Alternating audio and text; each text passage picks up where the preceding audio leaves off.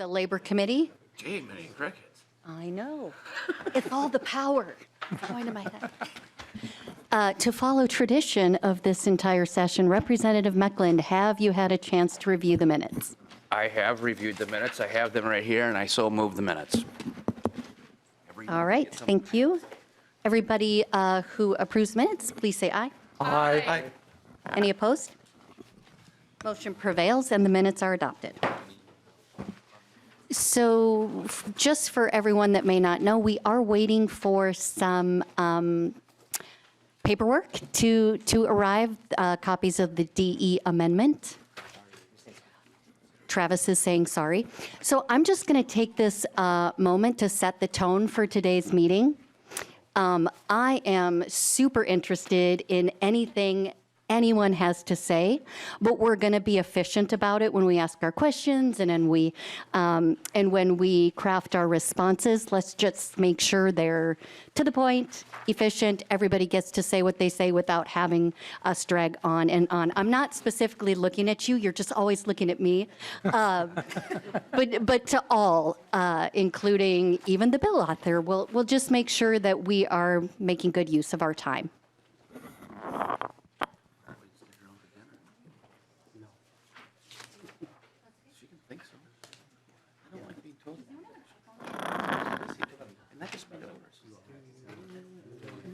Chair Nelson, did you want to say anything about the bill or wait until we have the amendment in front of us? We can start with the bill.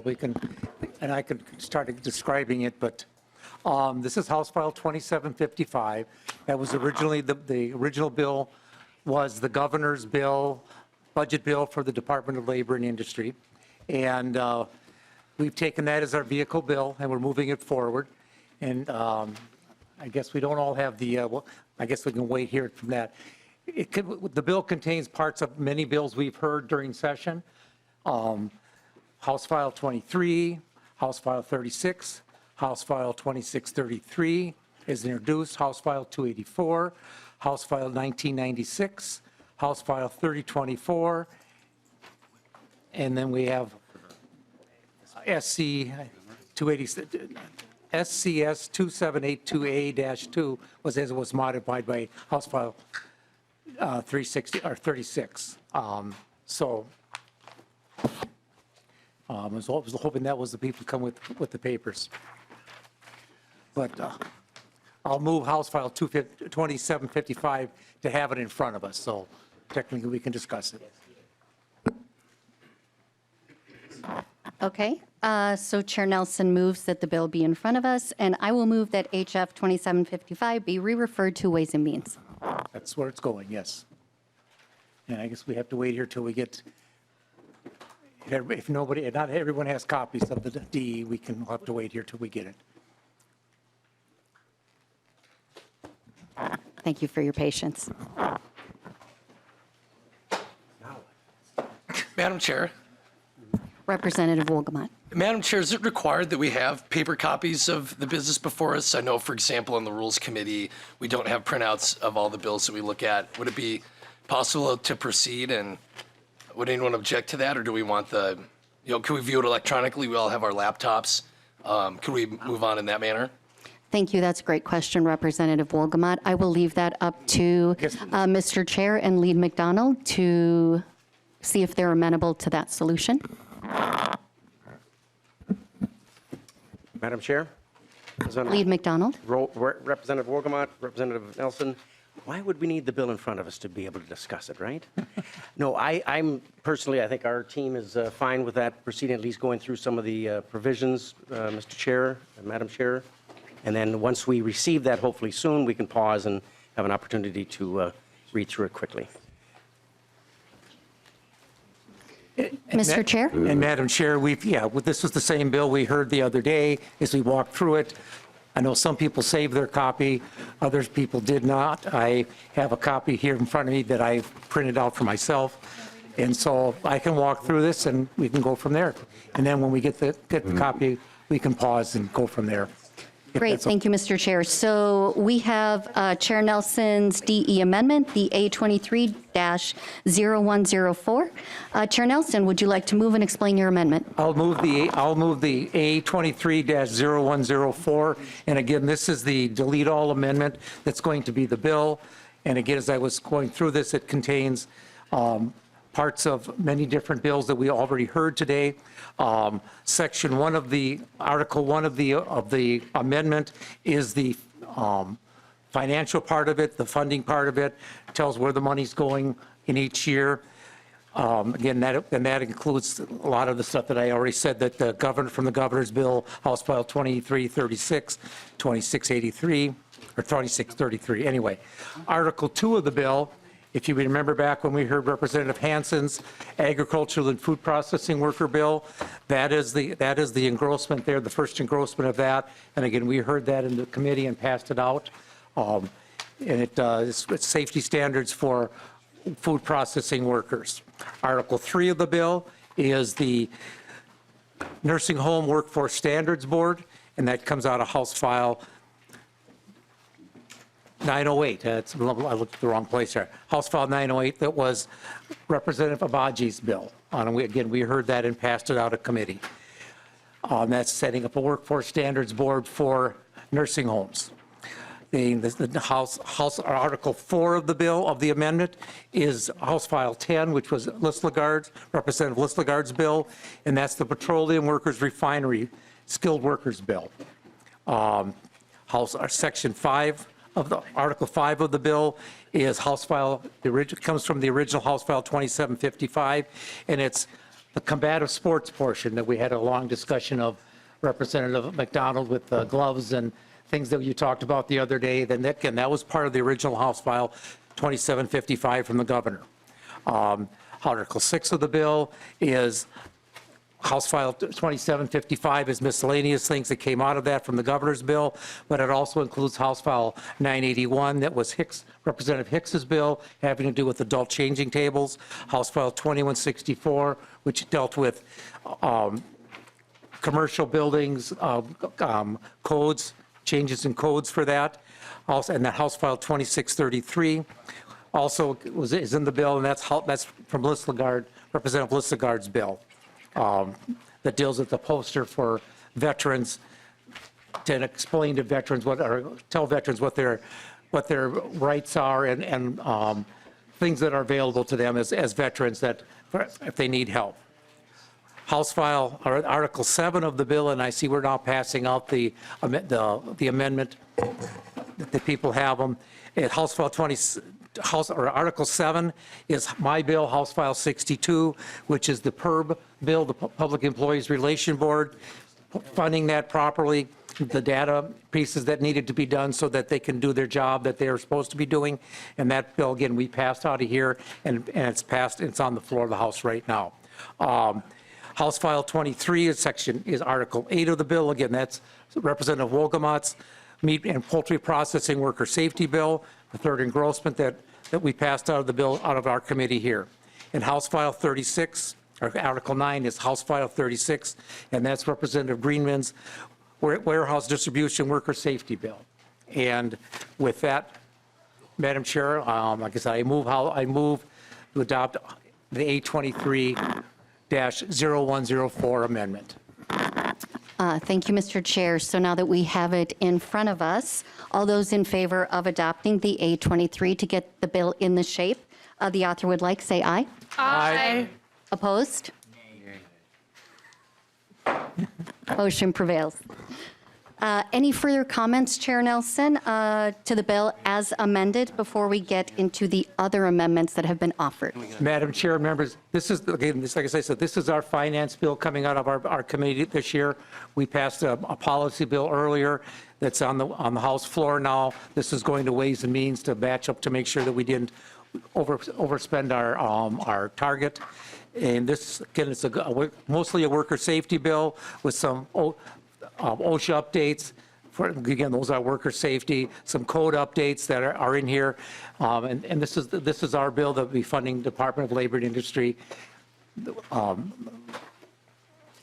My brain just froze on me there for a second.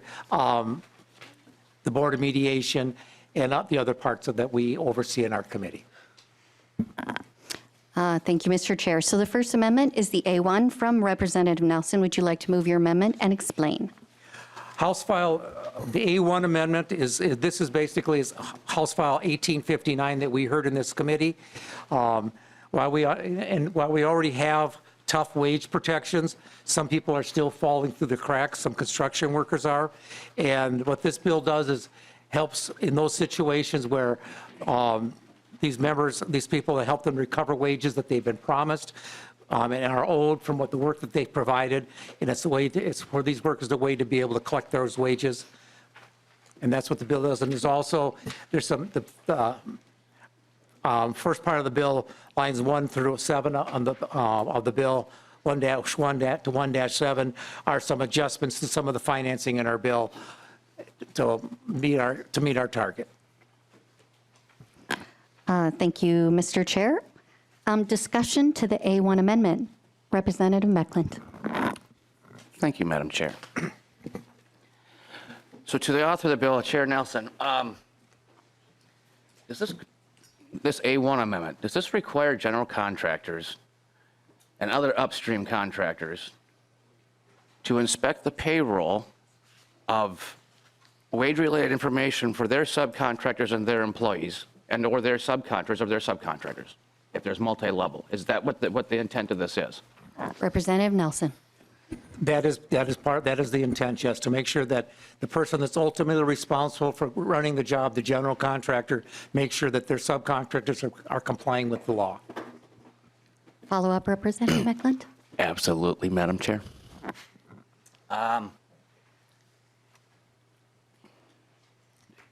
I've talked to my personal lawyer about this, who writes all my contracts. And this is imminent litigation coming for this thing.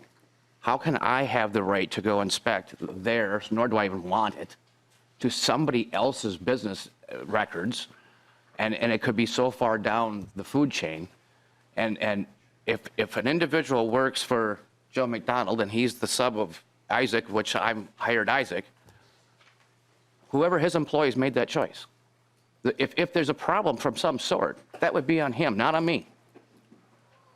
And I can't for the life of me understand, like, who's behind this bill? Who wants this bill? Mr. Chair. Representative Nelson.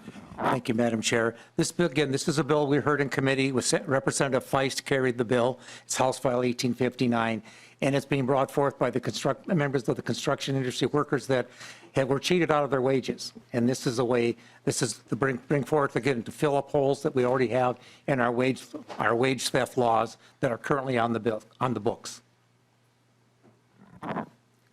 Thank you, Representative Nelson. Yes, ma'am. Be succinct. Thank you. Representative Meckland. Is there anybody here that wants to testify for or against this amendment? Because I understand we heard this bill before. I listened to the testimony. But this is so absurd to me. This is like beyond like anything I've ever heard. I mean, we hear some pretty wild ideas, but from both sides. But this, like, you're asking something, you're going to put in statute into law that you're going to put a responsibility for one company to have over another company. That is the whole point of having different companies. And I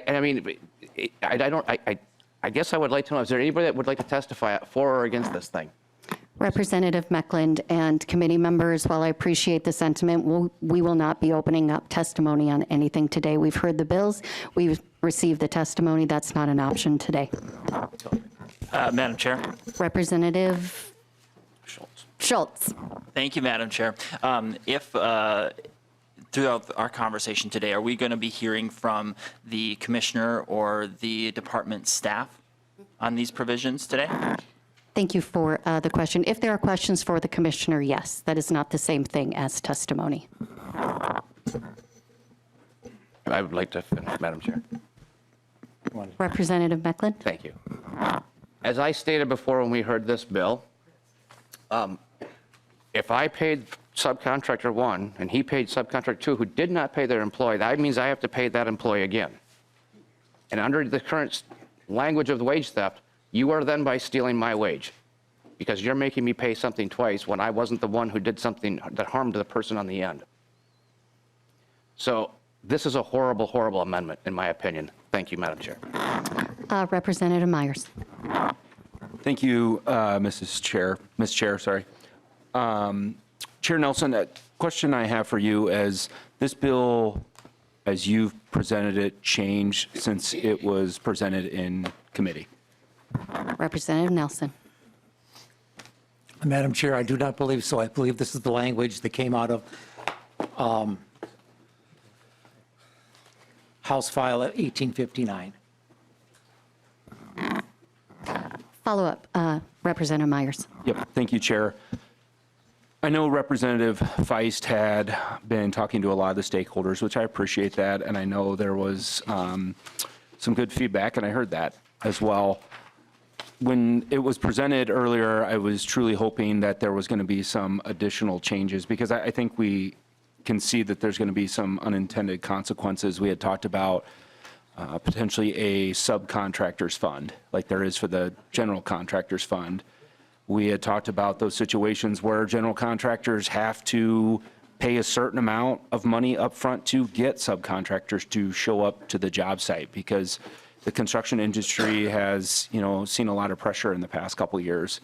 I guess I'm a little disheartened to see that there hadn't been any movement from the first time that it was presented, because I was hoping that the parties could get together and look at those situations that were going to come about from this to help address those. So I just wanted to at least let you know that. Representative Nelson. Like I said, my understanding is that, and if there were changes, they may have been incorporated in the amendment, but I don't believe there were. Representative Schultz. Thank you, Madam Chair. And before I go into any questions, I'd request a roll call on this. A roll call has been requested for the A1 amendment. Thank you, everyone, for your comments. Anyone else Oh, before we sorry, move to the Madam roll? Chair. Pardon? I did have a question for the author. Representative Schultz. Thank you, Madam Chair. And Representative Nelson, this bill was heard in our committee. Is there a reason that we're hearing this now as an amendment to this bill versus the fact that it could have been potentially included in the bill earlier? Representative Nelson. Madam Chair and Representative Schultz, it was an oversight when we put the bill together that as we checked out the bills, we missed this one that we were intending to put in. And that's why it's coming as amendment. Thank you, Chair Nelson. Matt, will you take the roll? Chair Nelson. Aye. Nelson, aye. Vice Chair Berg. Aye. Berg, aye. Lead McDonald. Nay. McDonald, nay. Representative Daniels. Nay. Daniels, nay. Representative Greenman. Aye. Greenman, aye. Representative Hill. Aye. Hill, aye. Representative Hussein. Aye. Hussein, aye. Representative Jordan. Gordon, aye. Jordan, aye. Representative Kislowski. Aye. Kislowski, aye. Representative Meckland. Nay. Meckland, nay. Representative Myers. Nay. Myers, nay. Representative Schultz. Nay. Schultz, nay. Representative Wolgamott. Wolgamott votes aye. Wolgamott, aye. Madam Chair, with the conclusion of roll call, there are 8 ayes and 5 nays. Thank you. Motion prevails and the amendment is adopted. Next, we have the A2 amendment from Representative Wolgamott. Would you like to move your amendment and explain? Thank you, Madam Chair. I would like to move the A2 amendment. This amendment makes a few changes to the Meat and Poultry Processing Worker Act, House File 23, that is included in this bill. I worked on it in very close conjunction with the department, and I want to give a special thank you to Commissioner Blissenbach for her strong partnership on this. What the amendment does, basically, it increases that employer threshold from 50 employees to 100 employees. This was something that originated in the previous biennium that the bill was heard in conversations I'd had with Lead McDonald and other members of this committee in making sure that we are striking the balance of protecting the workers that need to be protected while also being considerate to some of the smaller meatpacking industries. We determined that 100 would be a good number to to have that threshold, so we're changing that. It also eliminates the paid sick leave provisions. It was not our intention to have a separate standard of leave for this industry as compared to others. And then lastly, it deletes sections creating a safe work program, and instead it refers to Dolly's ergonomics program that are created elsewhere in the bill. So again, want to thank Commissioner Blissenbach and her team with the Department of Labor and Industry, and I would ask that members vote yes on the A2. Thank you, Representative Wolgamott. Representative Nelson? Madam Chair, members, this is an acceptable amendment. I intend on voting yes, so please vote yes. Thank you. Discussion to the amendment. Madam Chair. Representative Schultz. Thank you, Madam Chair. And to Representative Wolgamott, in bringing this, did you mention all of the new provisions as compared to the bill that we heard before us that you presented? Representative Wolgamott. Yes. Okay, great, thank you.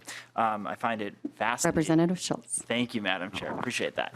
I find it fascinating in this committee that we've heard many different labor provisions this session, and Representative Wolgamott, I personally do appreciate the fact that you have humility towards the smaller meat packers in this provision here, but I also think that underscores a point for us in this session under the consideration of the paid family leave bill that has been moving forward, and a reason why we should consider those things as we move forward here. In addition, Representative Wolgamott, did you want to maybe explain a little bit about a brand new provision that is included in here that I don't think was in your earlier bill? And I understand that the underlying bill has more on this, but I wanted to hear from you as to what you see the benefits of an ergonomics program and the detail that you understand of that and how that relates to your amendment. Representative Wolgamott. Thanks, Madam Chair. Thanks for the question, Representative Schultz. So we decided in consultation with the Department of Labor and Industry and work that they had been doing to mesh what we were trying to do with the Safe Worker Program. And so I think that I believe Commissioner Blissenbach is here, and she would be able to speak more to the ergonomics program that's created in this amendment. Thank you, Commissioner. State your name for the record and proceed.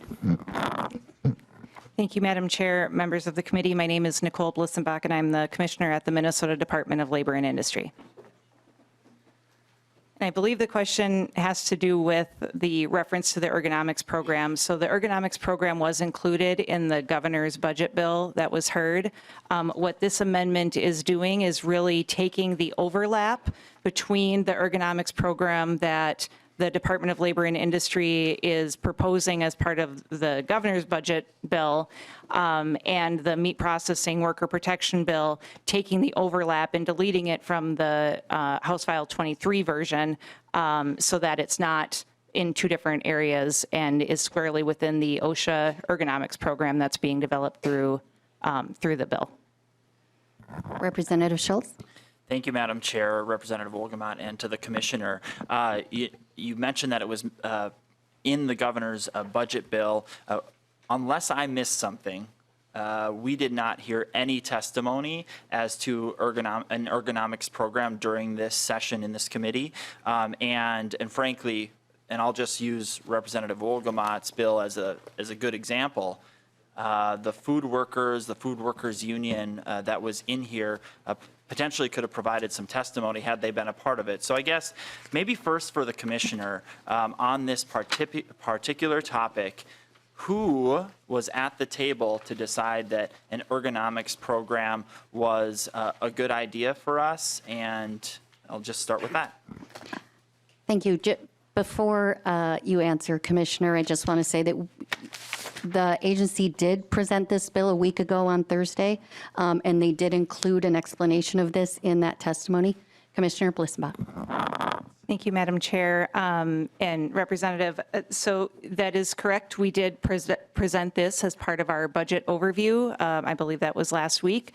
It was also in the delete everything amendment. I believe it's on page 51 that we testified to on Tuesday of this week. And then just some background on the program.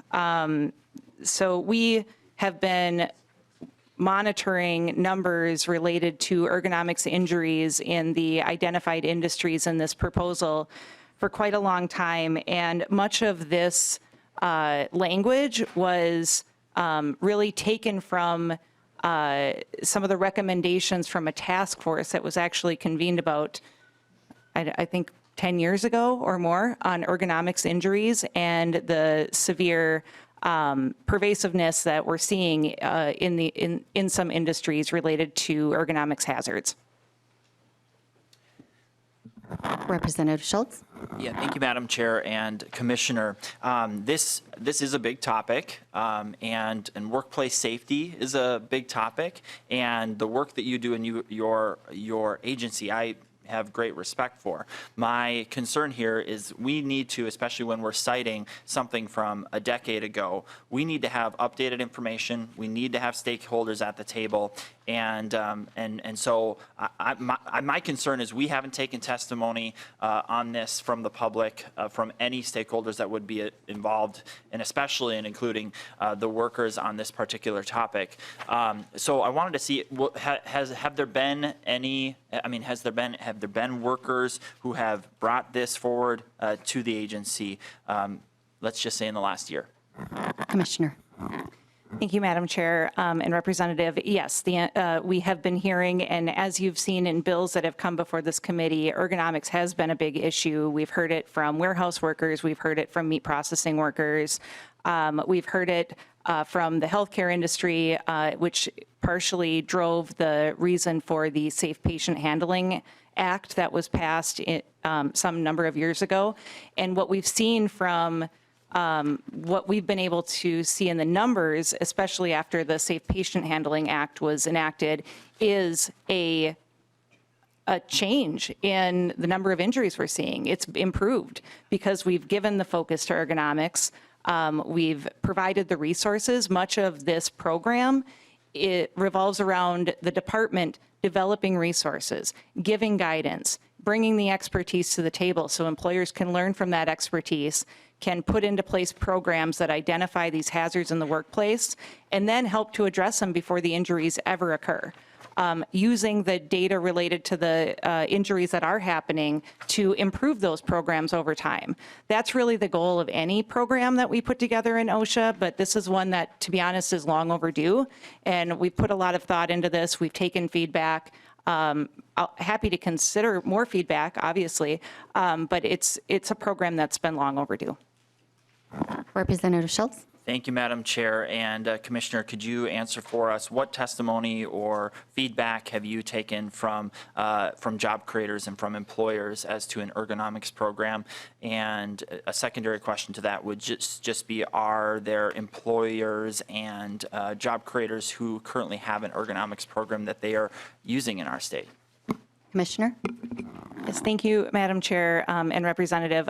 So I've actually just had a conversation, and I don't feel comfortable using his name or the company because I haven't asked him if that's okay, but had a conversation earlier today about this program, and what I heard in response was, we have already seen the need for an ergonomics program, and in fact have incorporated one into our work site, and we have seen positive impacts from that. So there are certain employers out there who understand the dangers of the repetitive stress motions that their employees are experiencing every day as we've moved towards a more repetitive work environment, especially in some of these industries. There are employers who do recognize that and who have already put into place some ergonomics programs within their workplaces, and they are seeing the benefit of that. And I think we can learn from them, and that is what we plan to do as an OSHA program: is learn from the employers that are ahead of us to help advise the employers that maybe are not there yet, with the ultimate goal of keeping workers in the workplace because we can address the injuries before they occur. Representative Schultz? Thank you, Madam Chair. So with the information that the Commissioner has been able to provide for us, I wanted to ask Representative Wolgamott, in your amendment, have you had conversation with, and we'll start with this, have you had conversation and what has your feedback been with members of the workforce, so employees, as to ergonomics and its role in meat packing facilities? Representative Wolgamott. Thanks, Madam Chair. Thanks, Representative Schultz. Yes, I did consult with the workers that I've been working with on this bill about this, and they believe that the changes in this amendment live up to what we were trying to accomplish with the original language in House File 23. Representative Schultz.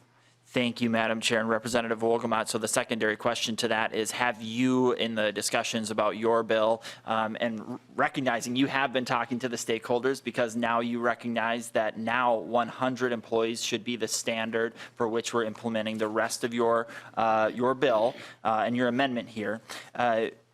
What have the employers, the job creators, said about implementing an ergonomics program? And the second question to that, do any of the current job creators provide an ergonomics program within their workplace? Representative Wolgamott. Thanks, Madam Chair. Thanks, Representative Schultz. As you mentioned, I have had a lot of conversations with both of the stakeholders in this. And I guess I haven't had any specific conversations about existing ergonomics programs in these businesses, in these companies. But again, the main reason why I bring this amendment forward is because this is what I believe to be the best way to go forward in trying to solve the problem that we are hoping to address by enhancing workplace safety for the workers, by making sure that these workers have good, safe working conditions. And again, I appreciate the partnership with the Commissioner and with the Department. One more, Representative Schultz, and then we have another member that would like to ask questions. Thank you, Madam Chair, and I do appreciate that you've hopefully recognized how brief I've been in my questions. I just, as we're thinking about this, I think what we just heard between the Commissioner and Representative Wolgamott was the exact reason why this piece of legislation, which didn't reach us in time to be heard as its own standalone bill, also hasn't had the opportunity to have proper public engagement.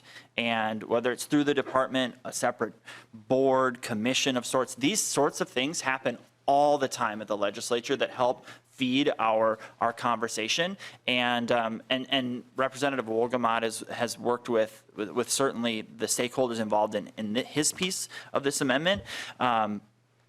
But at the same time, there are probably also stakeholders who didn't have a voice in this. And my concern is they never had the chance to even provide proper feedback to make this program potentially better for our workers. Thank you, Representative Schultz. You were brief, but you were also very thoughtful in your questions. I appreciate that. Representative Jordan. Thank you, Madam Chair, and thank you, members. I just want to let the committee know that I actually represent a occupational medicine doctor who works specifically in the field of ergonomics, consulting Minnesota employers with ergonomics programs and works with workers to make sure that this is part of it. And he says that there is not only such a need for ergonomics and ergonomic standards, that there are not enough occupational doctors in the state of Minnesota to address the need to fix these standards. And I know that he has actually been in conversation with myself and Commissioner Boysenbach about this need for both ergonomics and occupational doctors. And in talking to him about ergonomics and workplace, Dr. McKinney has said that meatpacking facilities are some of the most in need of ergonomic standards. Large-scale warehouses and meatpacking facilities in particular have high rates of employee injuries, and ergonomics is a big part of that. And so I think what Representative Wolgamott and what the Department of Labor and Industry are doing are going a long way to meeting the needs of employers and more importantly, meeting the needs of workers who are getting hurt. That's why we're doing this, is to protect workers who are getting hurt in Minnesota facilities on the job. And so I think what Representative Wolgamott has done to make sure that these workers who keep us fed are safe at work and is really using the science and the medicine that these workers need and that their employers are asking for too. So I think having these standards says a lot. It also gives workers the assurance that there's someone looking out for them and employers the assurance that they're doing the right thing and taking care of their workers' safety on the job. So I want to thank you, Representative Wolgamott, for your work on this, and you too, Commissioner, for your work to make sure that ergonomics are part of it. It's not just about being in a comfy chair and sitting in as many wheelie chairs as you can at IKEA to find the perfect one. It's really about how your joints and knees are holding up, how you're making sure your fingers aren't being crushed in machinery that is part of this. And this is a big part of not only quality of life, but basic safety. So thank you to everyone who worked on this. Thank you, Representative Jordan. And I appreciate you saying that because that's another stakeholder you've brought front of mind is the folks that provide the care to our workers that have been injured. Further discussion before we move on? Lead McDonald. Madam Chair, just a response to the amendment and Representative Wolgamott and my colleagues on the other side. He has wisely exempted employees with 100 or less for the bill. And I just would urge you, when other bills come to us in the future or on the House floor, like as I see the crystal ball, there are bills that will have no exemptions for businesses that have 100 employees or less. No exemptions whatsoever for the paid family leave. Obviously, you have heard us speak on our concerns with it. But Representative Wolgamott knows the importance of protecting small businesses, especially those in his district, which we all should do. And I think it's just worthy to note that you all will be supporting a bill because he's your friend and colleague, as you should be supporting him. But just keep in mind, he had the wisdom to exempt employers that have less than 100 employees because he knew the damage it could cause to family mom and pops. And that is just the FYI of today regarding his amendment. And I do appreciate you working with us, Representative Wolgamott did, and because that, it's a better bill. Madam Chair. Thank you, Lead McDonald. All those in favor of adopting the A2 amendment, say aye. Aye. Opposed? Motion prevails. The amendment is adopted. The next amendment we have is the A3 from Representative Myers. Would you care to move and explain your amendment? Yes, I would like to move the A3 amendment, Madam Chair.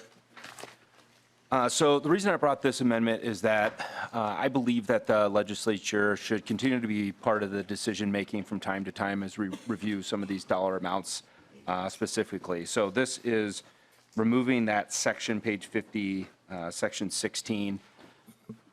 To me, that indexing is going to miss some oversight. It's going to miss some collaboration from, this committee. And I think putting it on autopilot isn't what I would like to see. So I would ask everybody to support my amendment. Discussion to the A3. Oh, pardon me, Chair Nelson. Thank you, Madam Chair. And I would oppose this amendment. The OSHA, the part that this is taking out is part of the OSHA updates to bring us in line with the federal government. If we don't keep in line with the federal government with our OSHA program, our min-OSHA would go away, and then we'd be subject to these provisions anyway because of the federal government would step in, and that would be the only OSHA we'd have in our state. We get many benefits in the state by having min-OSHA. Some of the things that they work with is also OSHA consultation, where they work with contractors and employers and go out and help them to make sure that they're complying with OSHA, so that and walk through. I mean, in construction jobs, they'll walk through with the employer, with the employees representatives to make sure, and they'll point things out that are being done wrong, giving the employer a chance to fix them without getting fined. Major things that they find, then give them a few days to get them fixed. Again, to prevent getting fined. This is something min-OSHA does that we would lose if we lost federal OSHA, if we lost min-OSHA and we're under federal OSHA. So this is part of the upgrades of the OSHA, and I would oppose this amendment. Thank you. Discussion to the A3.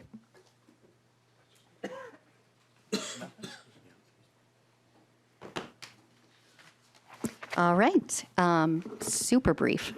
All those in favor of adopting the A3, say aye. Aye. Opposed? No. No. Motion does not prevail. The amendment is not adopted. Next, we have the A6 amendment from Representative Myers again. Would you care to move and explain your amendment? So moved on the A6 amendment. Thank you, Madam Chair. We'll try number 2 here. So what this is doing is there's already a private right of action for workers, and I think the purpose of this bill is to make sure that the department has that opportunity to correct bad business practices that take place. So what I see here is what seems to be a kind of a blanket civil penalty. And what I'm also noticing is that there was a lot of lack of uniformity, consistency with some of these provisions.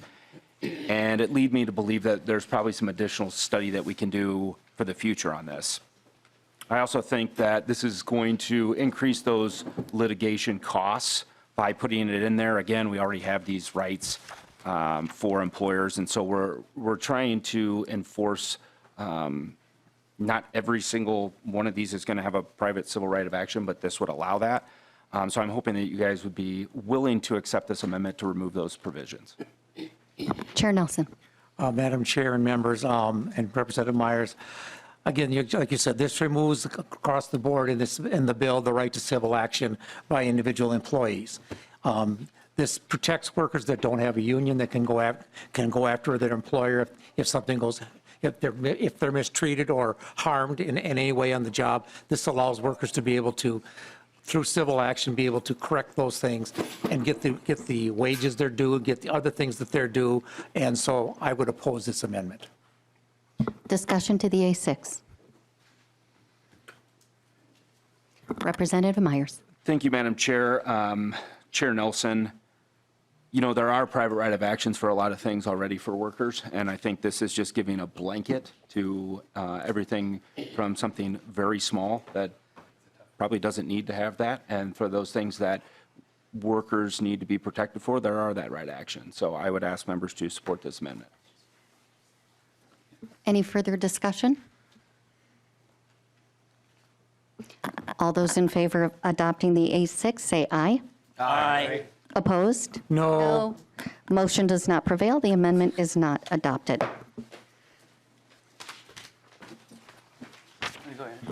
Next, we have the A9 amendment from Representative Hussein. Would you like to move and explain your amendment? Yes, I would like to move.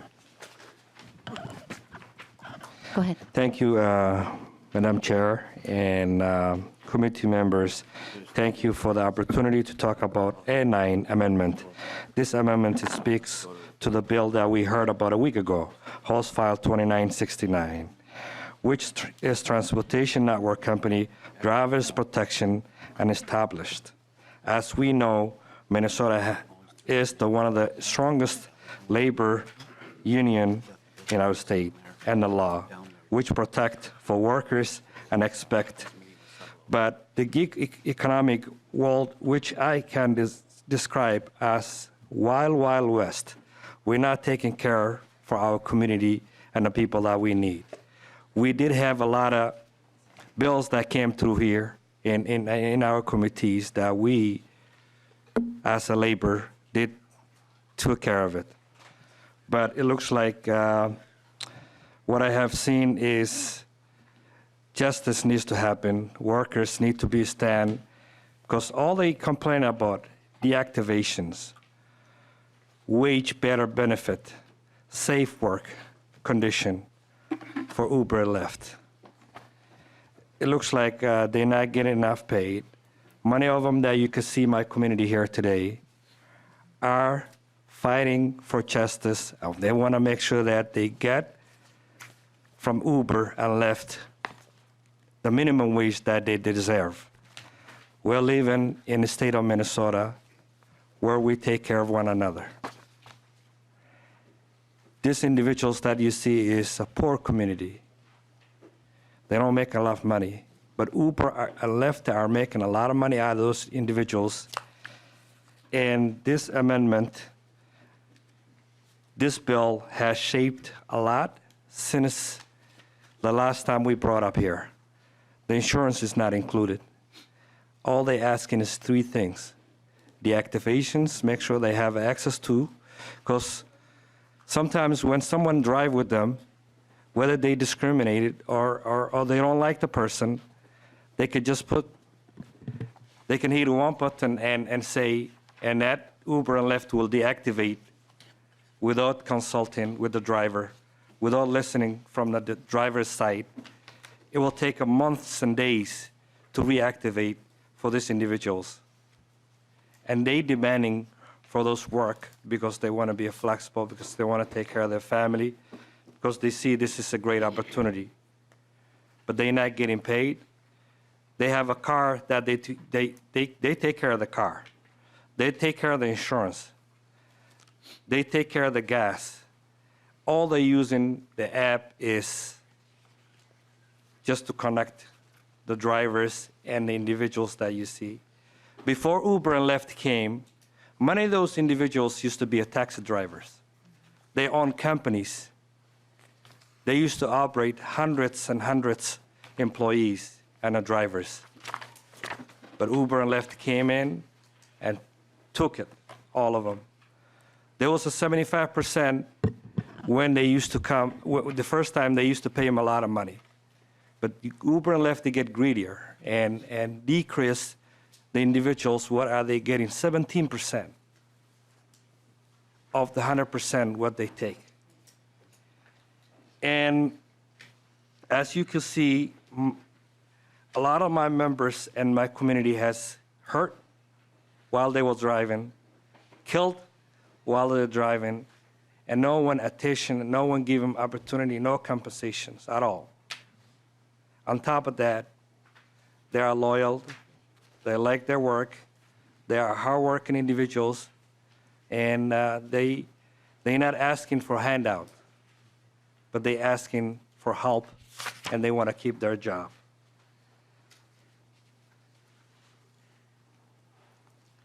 The gig company like Uber and Lyft have put profit over people, and this is unacceptable.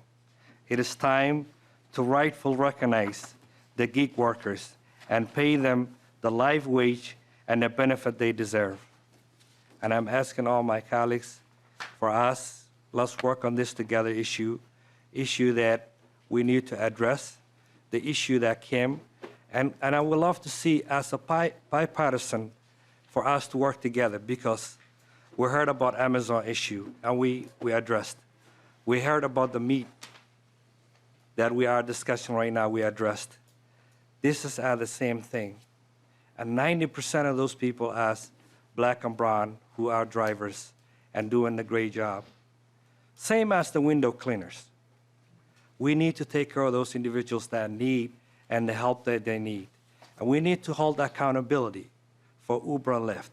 And not only Uber and Lyft, but all the other corporations that run America.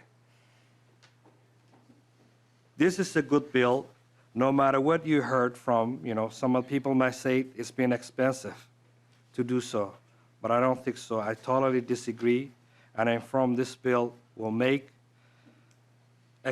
everything we heard is like an agreement that, the drivers and the state.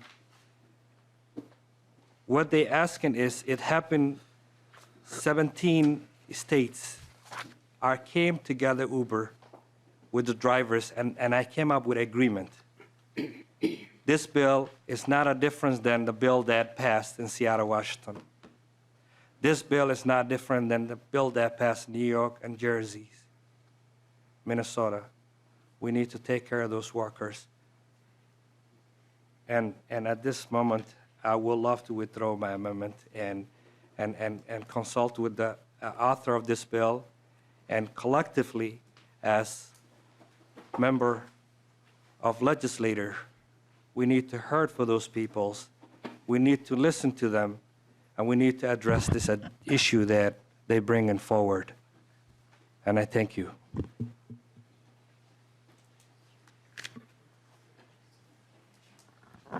Okay, with the A9 amendment withdrawn. And Samakab, thank you for your comments, for bringing this incredibly, Representative Hussain. Thank you for bringing this forward. Thank you for the passion for your community and for these workers, and for making sure that this is something that we work on and that we get it right. So thank you. Moving on, the final amendment is the A11 from Representative Greenman. Would you like to move and explain your amendment? Thank you, Madam Chair. Yes, I would like to move the A11 amendment. And I will explain it. The A11 amendment makes a few changes to the nursing home nursing home workforce standards board, which is Article 3 of the DE. And it reflects the ongoing conversations between advocates, employers, and the administration and the authors of the bill. I note a few changes that were made for folks to look at. First, it addresses a concern that was raised in this committee about a provision about other working conditions that removes references to that other working conditions provisions and limits the standard to compensation. The second thing it does is it makes tweaks to the board, including ensuring that the board reflects the geographic distribution of nursing homes in the state. Also, a third thing it does is in response to the nursing home employers, it incorporates a variance and waiver process that's analogous to the variance and waiver process for nursing homes licensure under MDE. And it clarifies the employer's responsibility around worker training and provides some general guard rules for travel expenses. And with that, that is my amendment. Thank you, Representative Greenman. Chair Nelson? Thank you, Madam Chair, and I accept this amendment. I think we should vote yes on it. It's cleaning up some things, and it's, again, working with the industry and working with the workers, coming to an agreement on some of the things and continuing to work on it with those employers. Discussion to the A11 amendment. Representative Myers. Thanks, Madam Chair. Representative Greenman, thank you. Definitely there was some stuff that got cleaned up, which I really agree with. And I do appreciate that. You know, you had talked about the compensation piece versus other activities, so I think that was important. You know, ensuring that there's always going to be somebody sitting on that board, so there's no vacancies, I think was very important as well. Does this amendment address how some of those lower rate facilities are going to handle this? If you wouldn't mind to a question. When it comes to me. Representative Greenman. Thank you, Madam Chair, and thank you, Representative Myers. And I will note I am not the bill author, but my understanding is, yes, it does. And it doesn't change the underlying thing that happens in the bill, which allows, which says if the rates are set and if there's some concern about being below market, that until there's an appropriation from the legislature, that won't go into effect. I think that if I read this bill well, that is in the underlying bill section.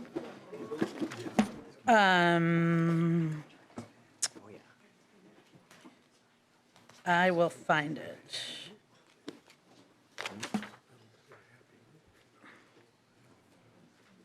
That is, if you look at line, or starting on line page 22, 22.5. So really thinking about and making sure that there's provisions in the bill that allow the board to report to the legislature that increased funding is necessary to meet the needs of the increased pay rates. And that's, the amendment doesn't change that provision that I know is negotiated with stakeholders. Follow up, Representative Myers? Yeah, thank you, Madam Chair. And I appreciate that. I mean, we had a long discussion about a lot of funding going on, and, you know, we just want to make sure that, you know, we're trying to work together here to make sure we address some of those things. I think that's the only question I have. Thank you. Further discussion to the A11 amendment? All those in favor of adopting the A11 amendment, say aye. Aye. Opposed? Motion prevails and the amendment is adopted. I believe that a couple of our members had wanted to speak to Representative Hussein's amendment, and then they left. But Representative Myers, I believe you were on the list? Yeah, is there any way to wait till he comes back? Is that Certainly. okay? Thank you. Speak to the bill. Okay. With no further amendments before us, discussion to the bill. Representative Nelson. Thank you, Madam Chair and members. Again, this is our funding bill for the Department of Labor and Industry. And going forward, this is a good bill. It has a lot of provisions in here about workplace safety and worker safety moving forward. And with members,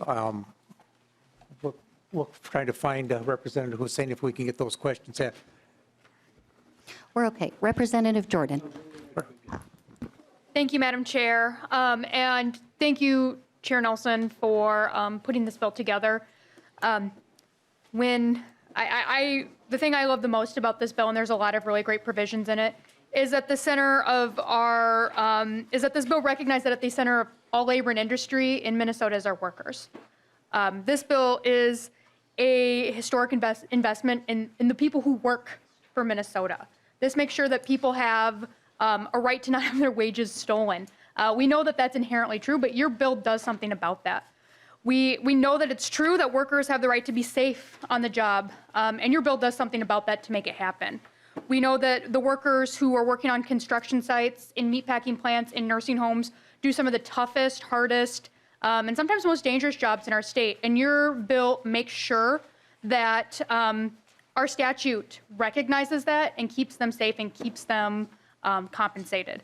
You know, there's no such thing as a perfect bill. I also really, as your bill plays catch up to where our worker standards need to go, there's always more we can do. And I know that gig workers and these rideshare drivers need to make sure that we have a voice. And I know that you're committed to doing that in the future. But for today, I think this is a great bill for Minnesota workers and recognizes that they need to be safe on the job and they need to be compensated for the work they do, keeping our state where it is. So thank you for doing this. I'm proud to support this bill, and I'm proud to be a member of your committee. Further discussion to the bill. Representative Schultz. Thank you, Madam Chair. And before we go further, I'll just say I'd request a roll call on the bill. And then just wanted to ask a few questions moving along the lines specifically, and some questions for you, Mr. Chair. Looking on page 80, line 80.1, seeking some clarity over, I believe this is one of the bills that we've heard this session. We're in the warehouse workers section of the bill. And seeking some clarity around, there's conversation over 250 employees in one line, but then changing definitions. And I believe this is a Representative Greenman bill. So between what we see in line 80.1 to then compare with lines 80.13 through 80.3 and 80.6. Can we just have a little bit additional clarity? And Representative Greenman, can you explain for the committee and for the public where we're going here? It looks like you have a couple different provisions in the definitions to understand truly what an employer or employee would, or which employers would be exactly defined in this bill. Great question. I'm going to put a pin in that and let some of the folks that wanted to speak to Representative Hussein's amendment go ahead and speak. So we'll start with Representative Kozlowski. What? I don't know why he left. Okay, we'll wait till he comes back again. Representative Greenman. Thank you, Madam Chair, and thank you, Representative Schultz. And we actually had this conversation in Ways and Means. So so what this bill says is that the provision applies to warehouses that have more than 250 employees at a single warehouse distribution center, or 1,000 spread across their distribution centers. And so the 1,000 is if you had 10 warehouses with 100 people each, you're a company that would be covered. Representative Schultz. Thank you, Madam Chair, and Representative Greenman. Looking at this, I just want to kind of understand, so take an individual business. Are we going to, in counting the number of employees, will we be counting, it could be office staff, sales, drivers in this, or is it, help me understand whether it's just the people who work within the warehouse? Representative Greenman. Thank you, Madam Chair, and thank you, Representative Schultz. And the intention, and I think we have been talking. This is a good conversation we've been having with the retailers, and the intention is that the definition of employee applies to and workforce quota applies to warehouse workers. So folks who are doing, and I'm looking at the language. That I want to say to you,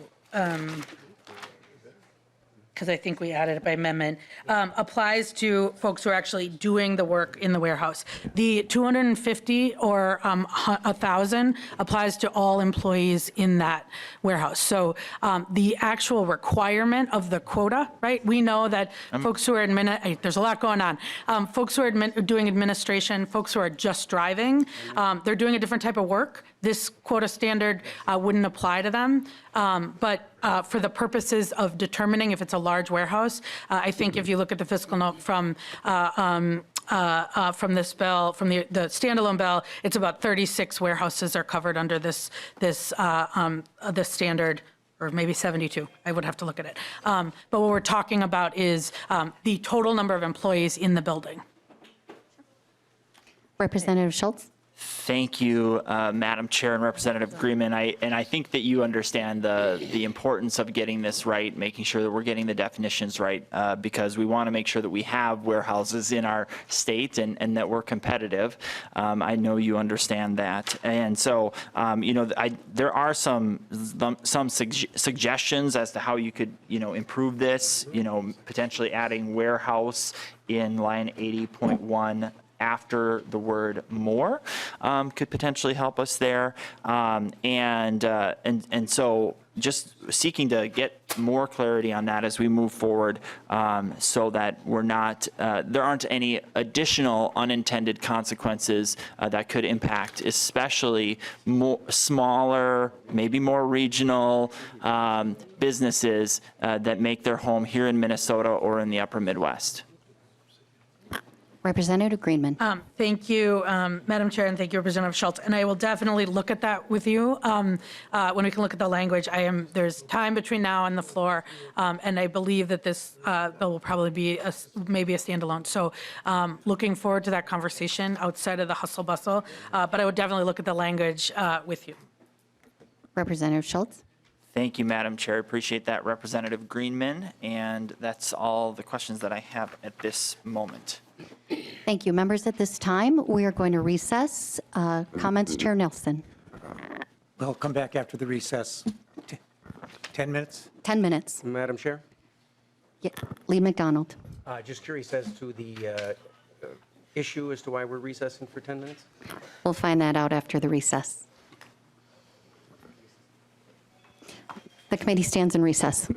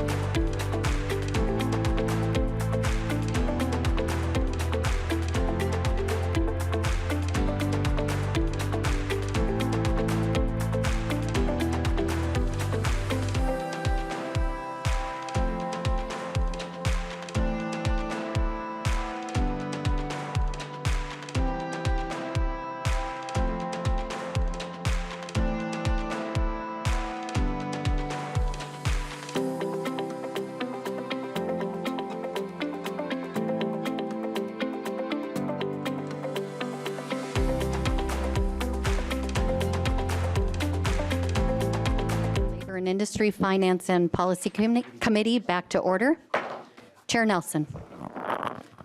Thank you, Madam Chair and members. And again, we've had a lot of discussion on this bill. Again, it's made up of a whole bunch of bills that we've heard all the way through session. Yep. And this is the funding bill we have for this year for Department of Labor and Industry. And with that, members, I'd like to renew my motion. Before I do that, remove my motion, before we vote, we got to make sure that nonpartisan staff is authorized to make any technical amendments necessary to reflect the will of the committee and going forward so the bill is in the right order. Did I say that right? And so with that, I'll renew my motion that House File 2755 as amended be re-referred to the Ways and Means Committee. And Madam Chair. Thank you, Chair Nelson. Discussion. Representative Greenman. Thank you, Madam Chair, and thank you, Chair Nelson. I'm really proud to vote for this bill. And as somebody who's been working on worker safety issues since my time in the legislature, I think this is probably the best worker safety bill that we've had, really looking at the broad set of places that people work, of the ways that people work, and looking at investing in how we as a state can make sure we're keeping people safe. I particularly appreciate the work that Department of Labor has done on the ergonomic standard, understanding that a lot of the bills that we've had have come from the fact that employers and workplaces are not taking into account the way that people's bodies work. Some people are getting hurt. I also want to thank Representative Hussein and Representative Hassan for their bill addressing what I think when we think about the gig economy and the gig economy issues, we see issues of arbitrary treatment of workers, of depriving workers of the benefits of employment, like unemployment insurance, like workers' compensation, worker safety issues, and it is a huge issue. It is an issue that is impacting our economy. It is not just a Minnesota issue. And I think that the bill and the work that we have seen today and the work that I think will continue is really important to community. It's also really important to having an economy that treats people with respect, dignity, and honors the social contract that is employment. And so I just, again, want to, I really appreciated the words of Representative Hussein and the work that we are going to continue to do on that committee on the gig economy. For folks who know, I've been working on the issue of misclassification of employees as independent contractors, and I think that that's an issue that rides alongside this because it is really important that workers, whoever your employer is, that you are treated with the dignity and the respect and the social contract that we have, I think, over half a century of. So with that, Madam Chair and Chair Nelson, I'm really proud and ready to vote for this bill today. Thank you, Representative Greenman. You made some great points. I think it's a good segue. Chair Nelson, would you like to make some remarks on conversations we had during recess? Madam Chair and members, the amendment that came for us for the TNC workers, drivers, we still have that bill in possession of this committee, House File 2969. The intention we have is to try and hear that bill next week. The bill that got sent back to us, which is much different than the bill we heard the first time. This is kind of a bill that's a big bill. It's a lot of moving parts and very complicated. And it's kind of a bill that we, in the offset or interim that we normally work on with a study or something to that effect, and we intend on continuing to work on this bill to make sure that we get it right, so that these drivers, these people that are doing this work, get treated in the respect and treated the way they're supposed to be treated. The thing is, right now, this bill is not ready to go into the labor bill today, but we will continue to work on this moving forward. And the intention, I believe, is to hold a meeting next week, and you'll get a notice on that. and to hear that bill and possibly clean it up with an amendment and move it to Ways and Means. And that in the future, they may get melded back into this. It may not, but we're going to continue to work on this and work on it next year and then in the interim. So that's the intention of this committee. Thank you, Mr. Chair. Representative Hussein. Madam Chair and Mr. Chair, thank you for giving another opportunity for this bill to be heard. We heard the community, and they're really frustrated, the things that they're going through. We need to address this, and I hope my colleagues, both sides, will, come together and come up with something that works for both the community and Uber and Lyft, so we could come in the middle and try to address this crisis that's going on. And thank you, Mr. Chair Nelson, and my committee members. And I look forward to seeing you all on Monday, and we can all support this good bill. Thank you. Thank you. Representative Kozlowski. Thank you, Chair and members of the committee. I just want to echo what has been spoken and shared, and thank Representative Hussein and Representative Hassan for your leadership in bringing this important piece of legislation, this amendment forward that's been worked on by our community. Obviously, this is one in which is a matter of injustice, as we heard story after story about how these rideshare companies are really circumventing what we've worked so hard in Minnesota for workers' rights and protections, long hours, shrinking pay, risk of violence, and so much, not to mention that when I talk with our rideshare workers, everything is done in communication with an app, and how dehumanizing that is to not have that being able to go to a human and talk about these things. And so we've seen our community come here and show up in full force, and I want to say thank you, and we hear you, and I echo what has been said in moving us forward to our hearing next week to really start to address a regulatory framework to put into law the protections and dignity that our community, especially our communities of color, East African and New Americans deserve. Our communities are not failing or falling behind. We've been failed. And I just want to say that our word is our currency. And I know that here with my partner in justice and Representative Hussein to carry forward and make sure that we get the power back into the hands of the people, and we get the money and resources and respect that's been being made off of the backs of too many people. And so we will be fighting for justice and moving this forward, and we give you our word. Thank you so much to both of you, and thank you, Representative Hussein, for bringing this forward. This is a critical issue. These workers live in every single one of our communities. This touches all of us. It's not going to be ignored. We are going to do something for these workers, and we're going to do it right. So thank you so much for your remarks, Rep. Hussein and Representative Kozlowski. Any further discussion? Madam Chair. Representative Schultz. Thank you, Madam Chair. I'm going to go back to ergonomics for a moment.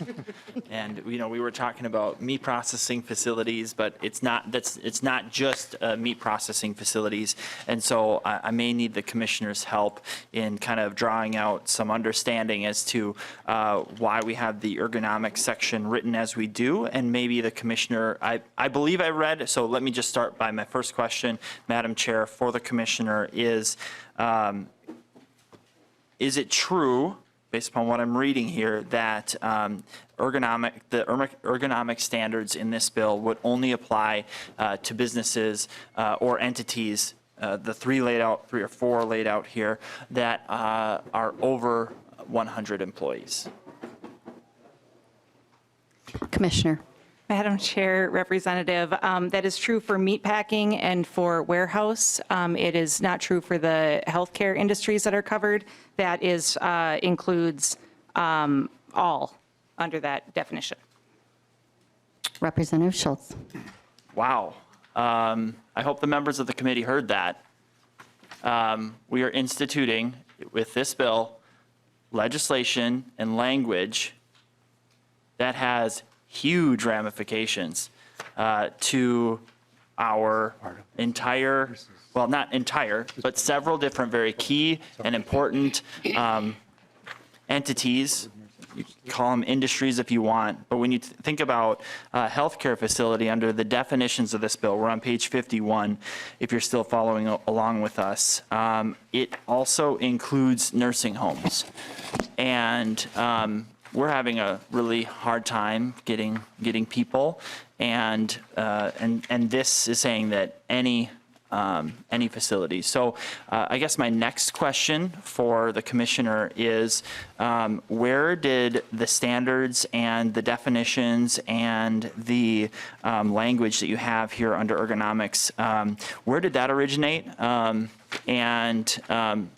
I'm assuming that there are other states that do this. So is there a particular state that we're seeking to model after, or that maybe we copy and pasted from? Where does this language come from? Commissioner. Madam Chair, Representative, so as I mentioned earlier, we've had a Safe Patient Handling Act in statute for some time now, and that the definition of healthcare industry that we use in this bill is the exact same that we have in that statute that's already in place. And when that was instituted, we learned a lot. And in fact, the numbers we have ran since that Safe Patient Handling Act was instituted and put into place includes we've seen a 30% decrease in injuries related to patient handling since that was passed. So I understand that you're talking about costs, but I think when we talk about costs, we have to look at it from two different perspectives. One is the cost of having an employee injured on the job, and looking at what the true cost of that is, because I think every employer out there would agree with me that it is costly to have employers injured on the job, whether that's OSHA inspections and investigations, whether that's work comp premiums that they're paying, or just the time that the worker is away getting the treatment they need. So this is built largely on that Safe Patient Handling statute, building on the positive impacts we've seen from that, and building it out into industries where we know that ergonomics injuries are common. Representative Schultz. Thank you, Madam Chair and Commissioner. My next question for you would be, why are we only going after these three things in the definitions here versus several other industries that just come off the top of my mind that, you know, this standard may be held to and might be held to in other states? Commissioner. Madam Chair, Representative, so we've done, and I think you mentioned earlier, one of the questions you asked is where did this come from, but this is a department proposal. We have put together this language using our expertise in the OSHA realm in our consultation with the safety industry. So the Minnesota Safety Council was able to testify in the Senate in support of this. I think they were not able to be here in the House, but so all of that input is what led to this language. And the reason we picked the industries we picked was based on the data we're seeing. So seeing the high rates of injuries related to ergonomics in those industries. And what we're hearing from workers, what we're hearing in committees and seeing what we're seeing in other bills, like the warehouse bill, like the meatpacking bill, and trying to address what the numbers are showing us, but also where we think it makes sense and what we're hearing from the communities as well. Representative Schultz. Thank you, Madam Chair and Commissioner. So have you had discussion and have you taken feedback from specifically warehouse distribution centers? Commissioner. Madam Chair, Representative, I have not specifically spoken with warehouse distribution centers.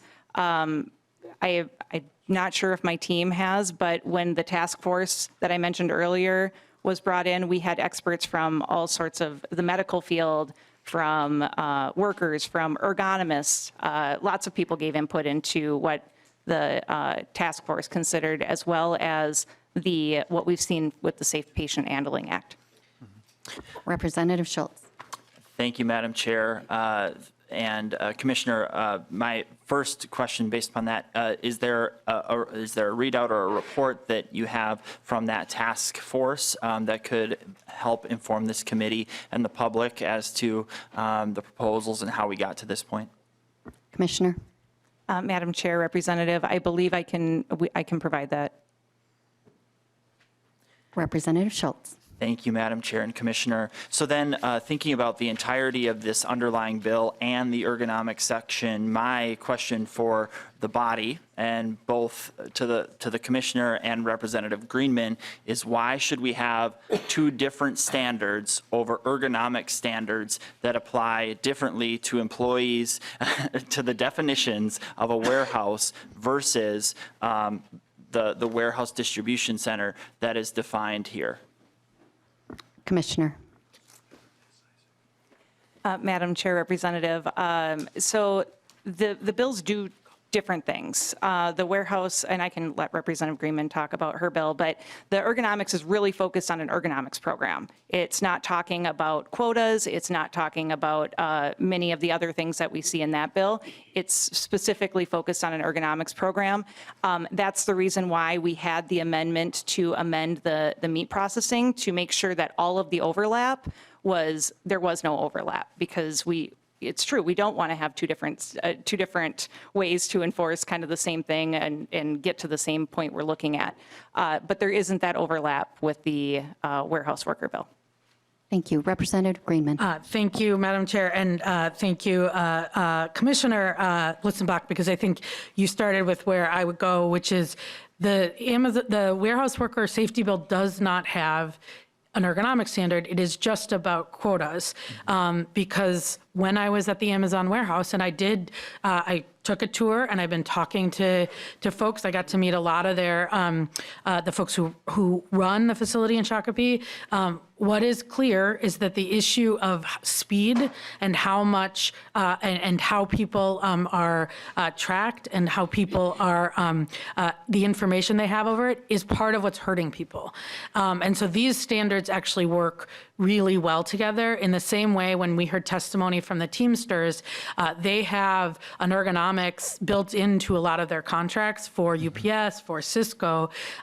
This would fit on top of that. And a lot of actually what we heard from UPS and Cisco was that they actually have part of the ergonomics conversation is how much you can do in an hour, how much a human body can do and not get hurt. And that's what's missing right now in a lot of our, at least at Amazon, because of the way that the algorithms work. And so I actually think that these, my bill, my warehouse worker bill, would stand on its own, but with the ergonomic standard, it'll actually go much farther to keeping people safe.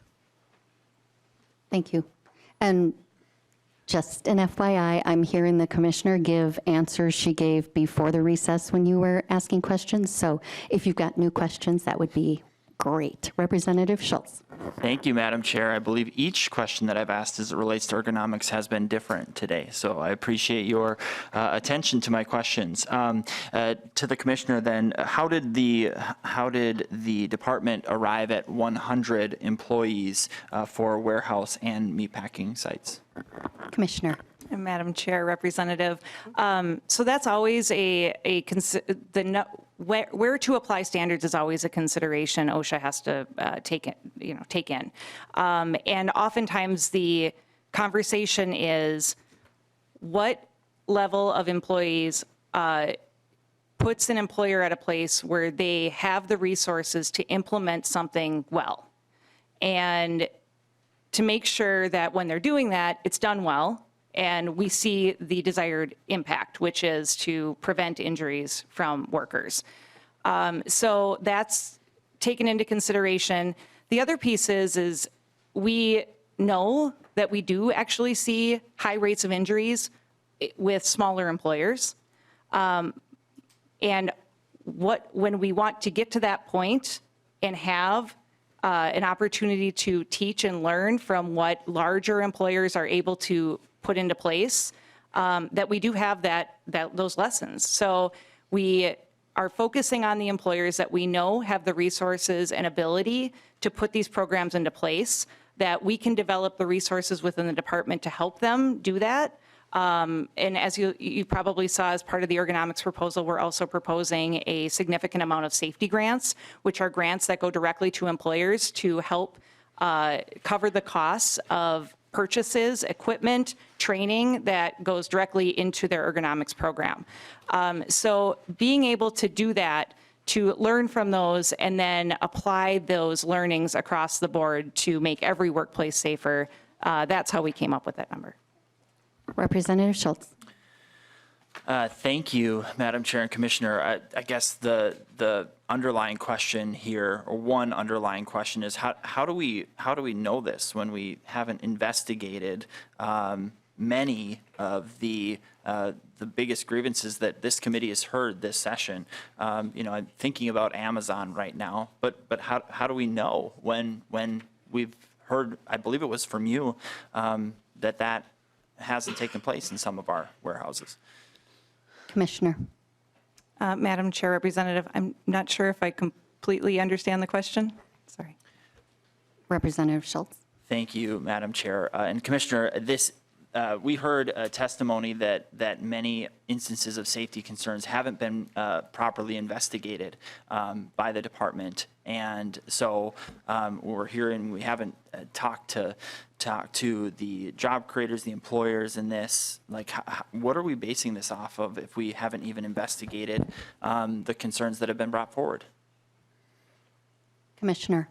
Madam Chair, Representative, so I think I've stated we have talked to a lot of people surrounding this ergonomics proposal, including some employers, including employees, including the medical field, and including, and I don't want to understate this, the experts that we have within the department in our OSHA division. All of that has come into play in drafting this proposal. So I think. Now I'm forgetting what the initial question was. I just wanted to make sure that I did say that we have consulted with a lot of people. About OSHA. So this proposal sets up the program and it provides resources to OSHA. That's something we've heard throughout, and I'll be the first to say it. We don't have the resources to be at every job site in the state. We have 50 inspectors that are out. They cover the whole state. We don't have it. Building this program with the resources we're asking for allows us to devote specific time, specific resources to the problem of ergonomics, which has not been adequately addressed in OSHA regulations or state statute in the past. Representative Schultz.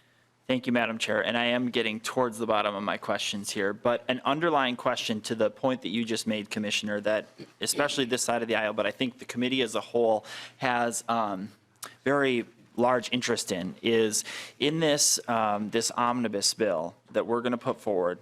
This is passed, signed into law by the governor. Is your department going to have the resources that it needs to properly investigate the workforce safety concerns that this committee has heard during this session and properly investigate them? Commissioner. Madam Chair, Representative, we will always take more resources. We are happy to take more resources. Even with the additional OSHA inspectors that would come with the ergonomics proposal, we still are unable to be at every work site in the state. That we'll never be able to do that. So I think the answer is, will we continue to do a great job, an amazing job of running an OSHA program in the state of Minnesota? Yes. But will more resources make us more effective? Absolutely. Representative Schultz. Thank you, Madam Chair. So I'm going to go next to kind of the back of this particular section of the bill and just ask, and this might be a good question for the author of the bill. This is a brand new section to this bill. It does not clearly define, or it's not specified in the bill as to when this would be enacted, which from listening to you, Mr. Chair, you said that means it would then be August 1st of this year. And my question is, do we have, is there any amiability from the author or from the department to delay implementation of this ergonomics policy. Representative Schultz, are you directing your question to the chair or the commissioner? To the chair. Thank you, Madam Chair. Chair Nelson. Just trying to see here. Normally, as we say, that when bills if they don't have or sections of bills do not have effective dates, August 1st is the default. And I'm just trying to see here if in the ergonomics section. I believe it would be page 56. Representative Page Schultz, what? please go through the chair. Chair Nelson. Page 56, you said? I don't. Representative Schultz. Madam Chair and Representative Nelson, I believe that section of the bill finishes up on line 56.9. Chair Nelson. Then if that section of the bill, it would be August 1st, then if that's the way it is. And I'll have to have staff look through that in the future, but we'll find out. But yes, that would be August 1st, would be that part when it's passed, would take effect. Follow up, we do have another member. Thank you, Madam Chair. I do think that that's an area where this bill could improve as you move forward, and there certainly between the conversations between the House and the Senate, there will be those opportunities, and I think that would be a worthy thing and to place on the record. My final question here, and this would be to the Commissioner. So near the end of this particular section, going back one page, page 55, lines 55.30 and 55.31, the standard development to me looks like it grants a great amount of authority to the commissioner in regards to this standard. And my concern, and I would love to hear your response to whether that particular provision provides you the opportunity to enforce this standard to every business in Minnesota, and that being my concern. Commissioner. Madam Chair, Representative, so under current OSHA state plan authority, OSHA does have the ability to make rules. So what this does in statute is it applies what the program requirements to the industries that are identified, but OSHA could conduct rulemaking to extend that. What we have done what we want to do in this bill to look at the industries where we know we have issues, to learn from those, and then any plans in the future for rulemaking would be informed by the program as it's outlined in the statute. Mr. Chair. And Madam Chair and Representative Schultz, I would liken this to a city that's having a crime problem or a speeding problem, that you go after the ones where you have the most problems first, and then you work your way down. And if they solve all the problems in here, the ergonomic program would then be able to be expanded to other industries with the help of the department to be able to institute those in other industries and other places. But if you want to start where you have a lot of injuries and work your way down to the ones where you don't have injuries. So like I said, you've got a street. I'm thinking back a few years ago, my city, had trouble on a street that was in front of a high school, that at 3:30 every day when school let off, there was a lot of speeding up and down that street. Just so happens that that was the time of the shift change for the police officers. And they changed the time when the shift changed and positioned officers there, and the speeding problem went away. So this is kind of what I think the commissioner is trying to do, and this ergonomics program is trying to do, is you start with industries where we know we're having a lot of injuries, where we can prevent them, and then move forward. When this is successful and up and running, then we can move to other industries as needed. Final follow-up before I call on the next member. Sure. Thank you, Madam Chair. I think that we've heard a number of different things from the commissioner and the author of the bill that kind of outline one of the reasons why the policies that we're seeing this session and in this bill, the different definitions are placing many job creators and business owners on an unlevel playing field, where under one standard it's everybody, on another it's 100, on another it's fractions of 100, and I don't know that that's serving especially job creators very well as we seek to expand. So I just point that out for the record. Representative Jordan. Thank you, Madam Chair. And all of this discussion about ergonomics, this is just more, I am letting people know about a bill that I'm working on as it relates to the training of OCDocs, or occupational medicine doctors.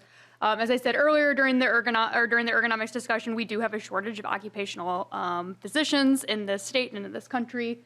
And I will be working on some bills to help us with this. This is something that that bosses are asking for and employers are asking for, but also it is paramount for worker safety.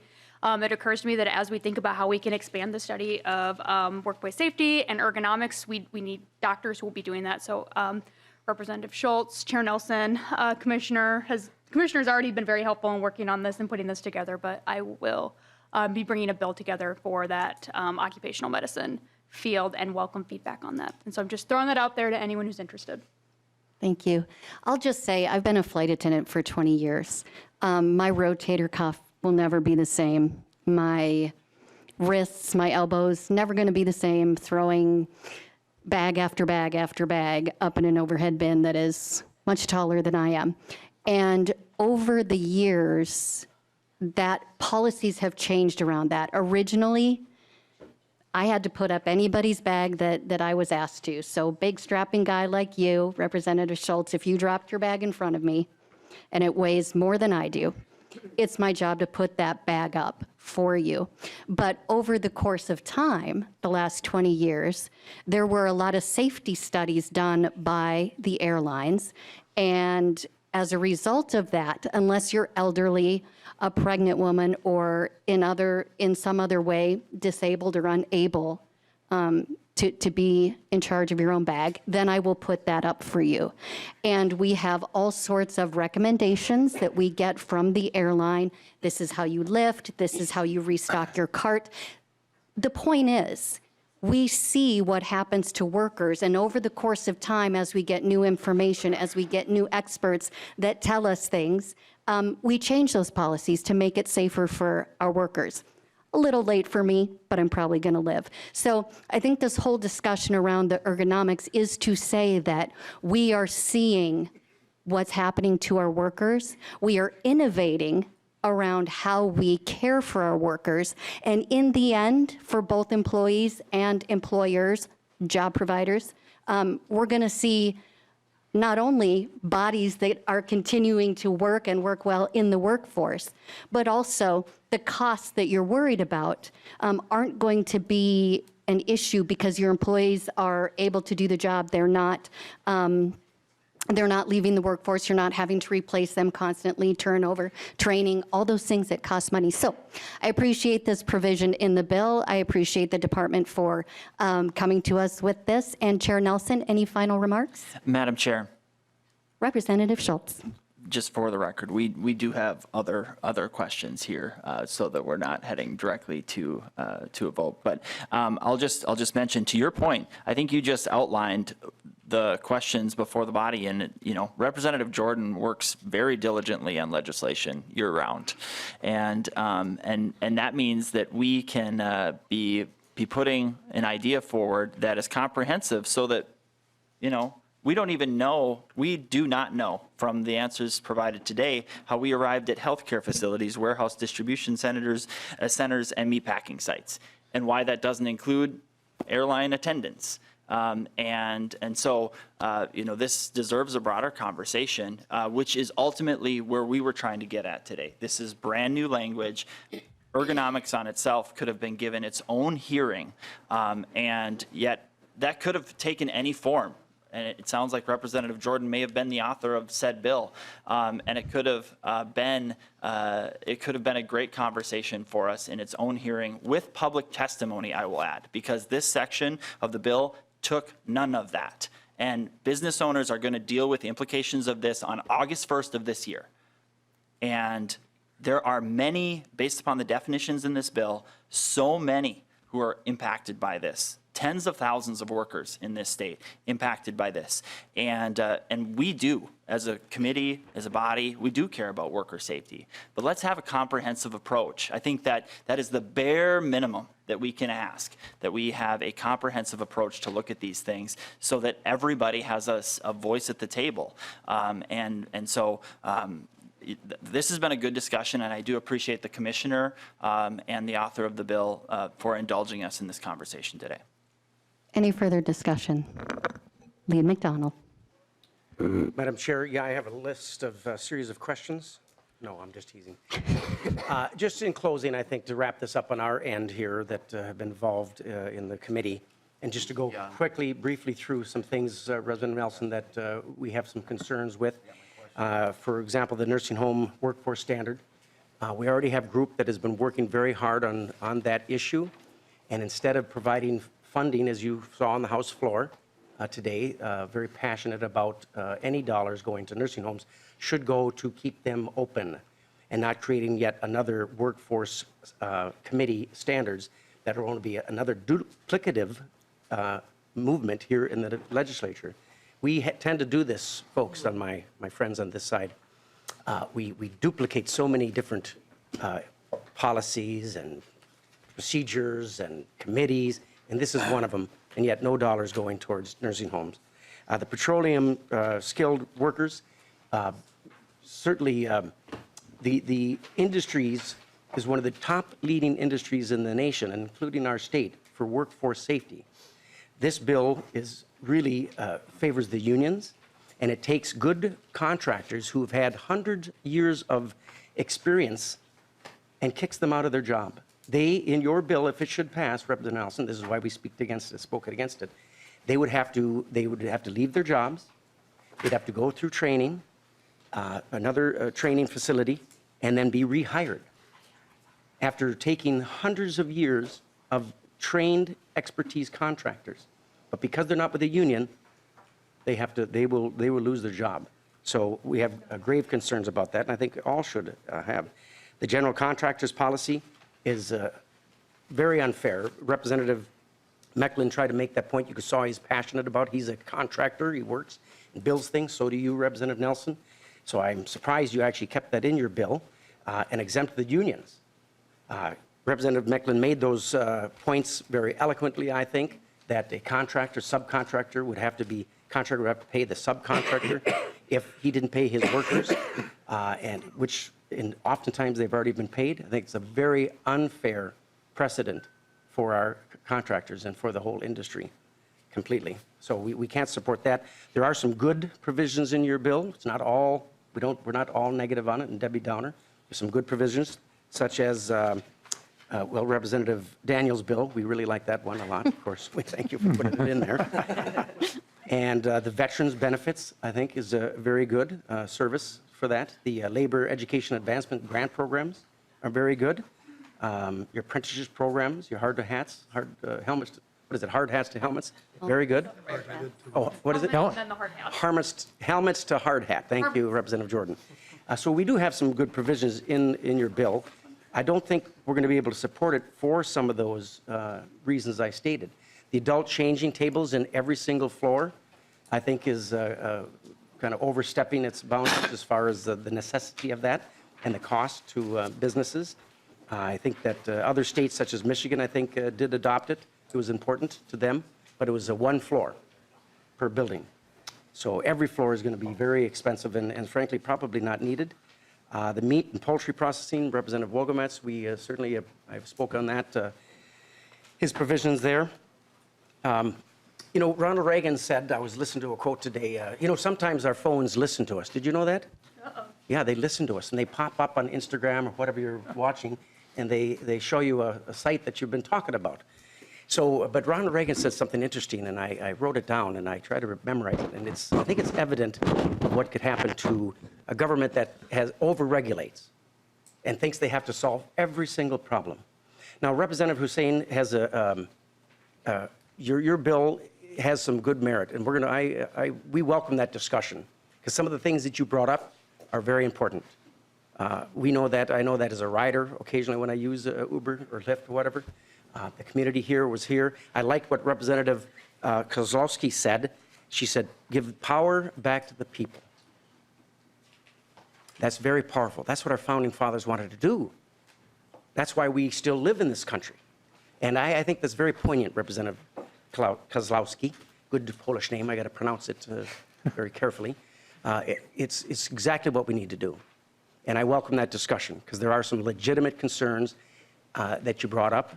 And some provisions in your bill are good, some are very costly and painting with a broad brush, very extensive.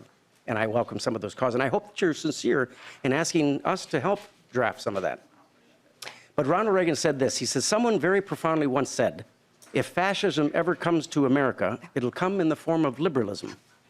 What is fascism? It's private ownership, private enterprise, but total government control and regulation. Now, the so-called conservative says, less government, get off my back, get out of my pocket, and let me control more of my destiny. With this bill, Representative Nelson, it paints with a broad brush. It's over-regulated against the employers, the job creators. This committee does important work to protect the safety of its workers. I don't think you'll find anyone on any side of the aisle that doesn't want to protect the workers. And your bill does some of that, Representative Nelson. But it goes a wee bit too far on its mandates, its regulations, its fees. The due dates are so quick and doesn't give the job owners an opportunity to even respond so quickly to such changes. Your fee structure and the fees for retribution are kept up with inflation. So the fees and the penalties continue to go up and up and up and up. So it doesn't give them job creators, the employers, an opportunity really to respond to it. And we don't trust them. The bill says, bad job creators, we don't trust you. We, big government, will come in and mandate and regulate everything you do. Now, we've heard from the Minnesota Chamber of Commerce's, we've heard from the school boards, we heard from National Federation of Independent Businesses, we heard from contractors, we've heard from, what else have we heard from? Convenience store associations. We heard from a vast collection of people who are out keeping this economy going with grave concerns of your bill. And I hope that you haven't ignored them, Representative Nelson. I hope that you've listened to them. It's not evident in your bill because some of the provisions that they had concerns with are not changed. Some are, but most aren't. It's over-regulated, and we don't trust our job creators. It's more of an expense. And frankly, as Mr. Wonderful said, there's another thing. I wasn't even looking for Mr. Wonderful from the Shark Tank. He have a quote too. He was being interviewed, I think in Fargo, Moorhead, Fargo, and he said, I would never open a business in Minnesota because it's over-regulated, overtaxed, and too expensive to have a company in. And your bill does help promote over-regulating, overtaxed, and over-penalties. And for those reasons, we cannot support your bill today. Did I miss anything, fellow members? Chime in if you'd like to. I'm sure the chair wouldn't mind hearing from a couple members that haven't spoke yet tonight. Representative actually, I'm sorry. I'm not going to call on anybody else at the moment. Members of the committee, the public, we have a representative here who was in the remarks of Lead McDonald misgendered. Representative Kozlowski uses they, them. They will be addressed as such at all times moving forward. That will not be tolerated again. Madam Chair, Lead McDonald. you know, when we speak, sometimes our mouth moves faster than our brain. What did I say? And if I said anything, Representative Kozlowski, it certainly was never, ever intended to offend anyone.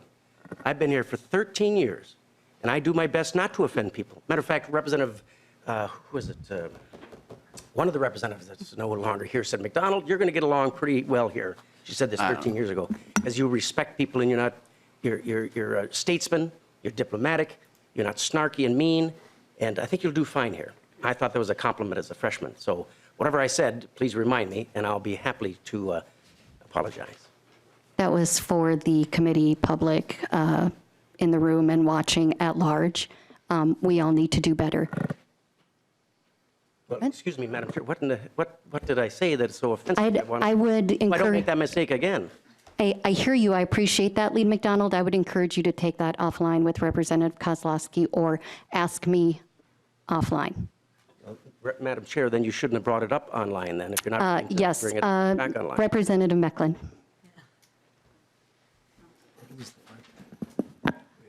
Thank you, Madam Chair. Chair Nelson, you know I was not necessarily supporting your A1 amendment. When we add this additional type of, I mean, this is a heavy, heavy amount of bureaucratic work or administrative work on all these small builders. And we have this big problem of a lack of affordable housing. How do you meld the two together when we don't have enough labor in both union and non-union? We don't have enough affordable housing, but we're going to hammer 70-some% of all the builders out there even harder, but then intentionally exempt the organized labor. Madam Chair? Was that a question? Yes, Madam Chair. Madam Chair, and the Chair question Nelson. is the home builders. And in this, there's also an exemption for contractors that build 10 or less units, homes a year. So the small contractors are protected in this bill, in that amendment. Representative Mecklin. Thank you, Madam Chair. And obviously, this is going to the floor at some point, but I just, seriously, if you could take that into account. I mean, this is, I know it will be fought in court immediately. I've already been assured by my own attorney, so, and he's, I don't know. Very good, thank you. Any further discussion? Closing comments, Chair Nelson? Madam Chair, as I said, this is a good worker protection bill. This is what we're coming out of our committee. It's funding the Department of Labor and Industry. It's funding OSHA. And with that, Madam Chair, I request a yes vote. And again, I renewed my motion earlier, but I renew my motion that House File 2755, as amended, be re-referred to the Ways and Means Committee. Thank you. The committee legislative assistant will take the roll. Chair Nelson. Aye. Nelson, aye. Vice Chair Berg. Aye. Berg, aye. Lead McDonald. No. McDonald, nay. Representative Daniels. No. Daniels, nay. Representative Greenman. Aye. Greenman, aye. Representative Hill. Hill, aye. Representative Hussein. Aye. Hussein, aye. Representative Jordan. Jordan, I. Jordan, aye. Representative Kozlowski. Aye. Kozlowski, aye. Representative Meckland. Nay. Meckland, nay. Representative Myers. Nay. Myers, nay. Representative Schultz. Nay. Schultz, nay. Representative Wolgamott. Aye. Wolgamott, aye. Madam Chair, with the conclusion of roll call, there are 8 ayes and 5 nays. There being 8 ayes and 5 nays, the motion prevails and the bill is on its way. Seeing no further business today, we are adjourned.